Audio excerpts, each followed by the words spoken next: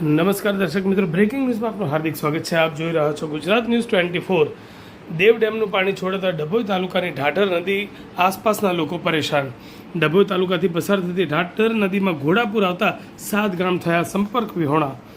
ડભોઈ તાલુકા ડંગીવાડા, નારણપુર, વીરપુરા, બંબોજ, પ્રયાગપુરા, કબીરપુરા, મગનપુરા, સુવાલજા, ડભોઈથી વાઘોડિયા જતા માર્ગ બંધ થતાં રોજિંદો વાહન વ્યવહાર પણ ખોરવાયો। વાઘોડિયામાં જીઆઈડીસી હોસ્પિટલો આવેલી હોય મુશ્કેલીઓનો સામનો કરવો પડી રહ્યો છે। ડાંગીવાડા ગામના પાણી ફરી વળતા લોકો મુશ્કેલીઓમાં મુકાયા છે। રોજિંદા વાહન વ્યવહાર અને રોજિંદા વ્યવહારોમાં પણ મુશ્કેલી અને જળબંબાકાર સ્થિતિ થયેલી છે। દર ચોમાસુ સિઝનમાં આ 7 ગામોમાં પાણીના કારણે લોકો હેરાન થઈ જાય છે।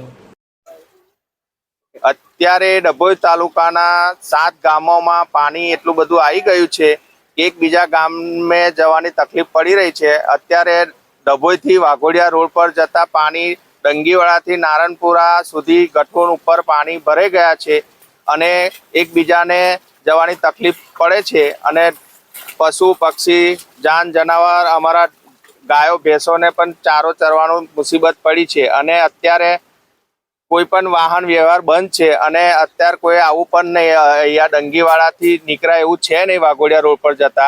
અને પાણી એટલા બધા ભરાઈ ગયું છે કે બંબોજ, નારણપુરા, વીરપુરા, કરારીપુરા અને અહીં મગનપુરા એક ગામમાં જવાય એવો કોઈ રસ્તો ખાલી રહ્યો નથી। અને અત્યારે અહીંયા એટલું બધું પાણી છે કે માણસને જવું હોય તો અહીં મગર બી રહે છે અને મગરનો કોઈ ભરોસો નહીં। અત્યારે અમારી નદીમાં લગભગ 25 થી 30 મગર રહેતા હતા, એ બધા નીકળી પડ્યા છે, તે જોવા મળે છે અત્યારે પાણીમાં। એટલા માટે મારી એટલી વિનંતી છે કે કોઈ પણ માણસને અહીંયા નીકળવું નહીં। જય હિન્દ, જય ભારત।